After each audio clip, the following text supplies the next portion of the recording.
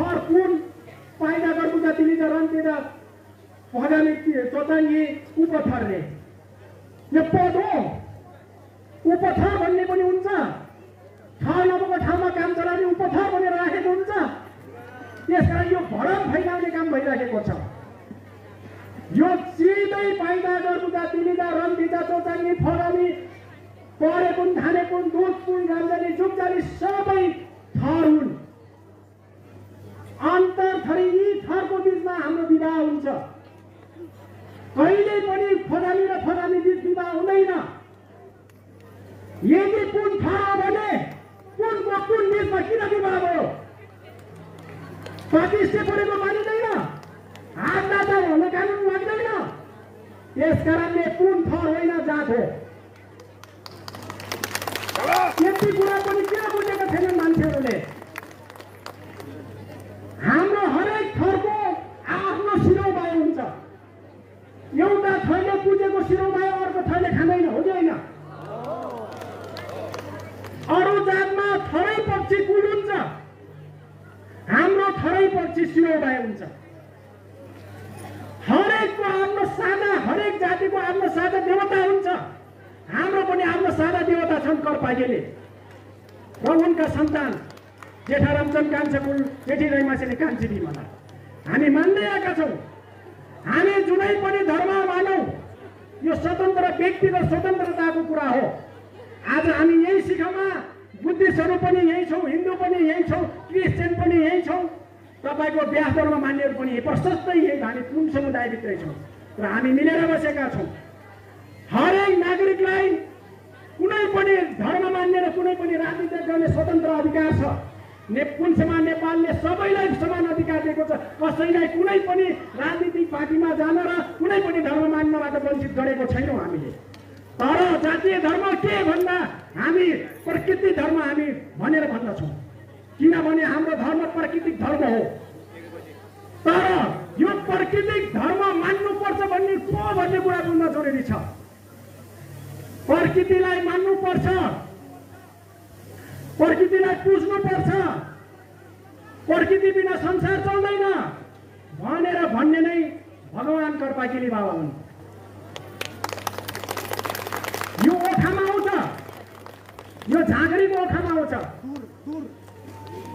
दूरमा आउँछ, दूर यो झाँक्रीको दूरमा करपागेलीको दूरमा आउँछ यो कुरा।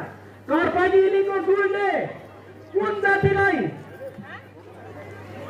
यो गर, यो नगर, यो खा, यो नखा, यहाँ जा, यहाँ नजा, यो लगाई, यो नलगाई, यस्तो ठाउँमा बस, यस्तो ठाउँमा नबस, सबै भनेको छ। जो आजको विज्ञानसँग मिल्छ। जसरी पूर्वको चाहिँ किराँतहरूले मुन्दुङलाई मान्छन्, उनीले चाहिँ त्यस्तै जस्तो हाम्रो धार्मिक ग्रन्थ तपाईँको करपागेलीको जुन ओखा दूर हो, र हाम्रो इतिहासकार भएनन्, हाम्रो बारेमा कसैले लेखिदिएनन्, हाम्रो ग्रन्थ बनेन। मात्रै झाँक्रीको मुखबाट एउटा सन्तानबाट सन्तान, गुरु झाँक्रीको गुरुबाट चेलालाई, चेलाबाट चेलालाई, चेलाबाट चेलालाई गर्दै अहिलेसम्म बचेको छ। यो हामीले जोगाउनु पर्छ। अब यसलाई हामीले लिखित रूपमा लानुपर्छ। यसको लागि हरेक जातिले कलम चलाइदिनु पर्छ। कुनको लागि?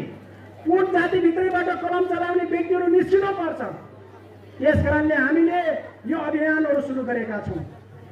हाम्रो कुन जातिको बारेमा लेख्नको लागि कतिपय देशहरूमा पिएचडी गर्नको लागि विषय पाउँदैन।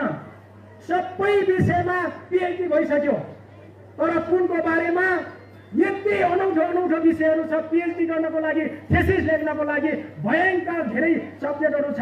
हामी यही मनबाट आह्वान गर्न चाहन्छौँ, कुनै नासहरूलाई, कारहरूलाई स्वागत छ। हाम्रो बारेमा लेख्नुहुन्छ भने हामी हाम्रो विषय यहाँलाई सहयोग गर्नेछौँ, दिनेछौँ। अब भर्खरै प्रस्तुत भएको पुर्ख्यौली नृत्य यो कुनै जातिमा छैन, तर कतिपयले भन्ने गर्छन् सोरठीको 16 आगामध्ये एउटा पुर्ख्यौली होइन। होइन, हामी होइन भन्छौँ। किन होइन भन्छौँ भने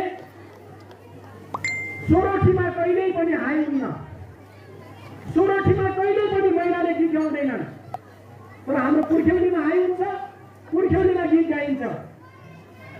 महिलाले जित्याइन्छ, महिला बिना हाम्रो पुर्ख्यौली हुँदैन।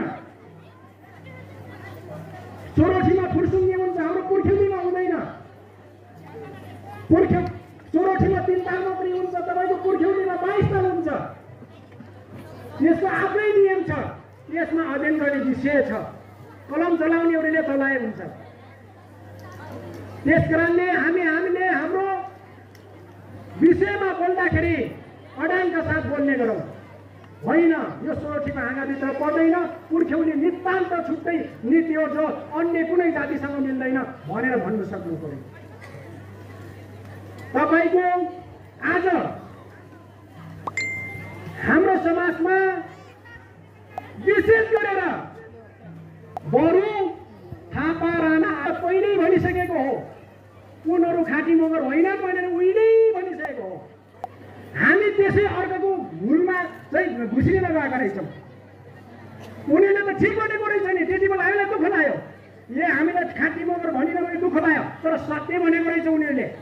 त्यसकारणले उनीको अन्तर हृदयबाट उनलाई मगर स्वीकारे छैन।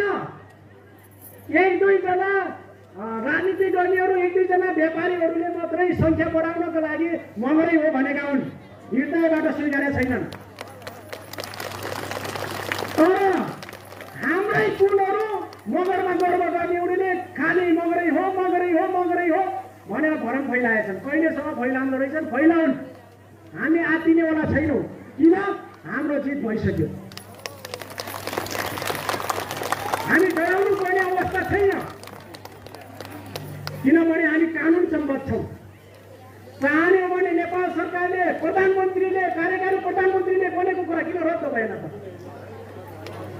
संसदमा उठिसकेको कुरा किन रद्द भएन त भन्दा यो हाम्रो रेकर्ड, यो तथ्याङ्क नेपालको मात्रै रेकर्ड होइन, यो अन्तर्राष्ट्रिय रेकर्ड, जेनेभा रेकर्डमा समेत रेकर्डेड भइसक्यो हाम्रो कुन जाति। यसलाई नेपाल सरकारको जनगणना सञ्चालन गर्दा अन्तर्राष्ट्रिय मापदण्डलाई ख्याल गरेर मात्रै गणको प्रश्न बनाएको हुन्छ, प्रश्नावली बनाइएको हुन्छ। यो अन्तर्राष्ट्रिय मापदण्डकै आधारमा नेपाल सरकारले जनगणना गर्ने भएको हुँदा सोही अनुसार भएको हुन्छ र नेपाल सरकारले मात्रै होइन विश्वभरिका सबै राष्ट्रले आफ्नो राष्ट्रको जनसङ्ख्या तथ्याङ्क चाहिँ संसारको रेकर्डमा राख्नुपर्ने भएको हुँदा हाम्रो रेकर्ड अन्तर्राष्ट्रिय तथ्याङ्कमा समेत रेकर्डेड भइसक्यो। यो कुरा ढुकाउन कसैले मेटाएर चाहेर मेटिनेवाला होइन, चाहेर मेटिँदैन। तर के भ्रम फैलाइरहेको छन् भने हेर्नुहोस्, अब आउने 88को जनगणनामा कुनहरू 0 हुन्छ भनेर भनिराखेका छन्, कुन मगरहरू भनिराखेका छन्। कुन मगर भन्नेहरूले अबको 88को जनगणनामा 0 बनाउँछ भनिराखेका छन्। एकजना कुलले मात्रै कुल लेख्यो भने पनि 0 हुँदैन साथी हो, यो तथ्याङ्क हट्दैन। 2058को रेकर्डमा जनजातिमा सूचीकृत भएका 59 जातमध्ये 2 जाति अहिलेसम्म खोजेर पाएको छैन नेपालमा, तर कोही त खै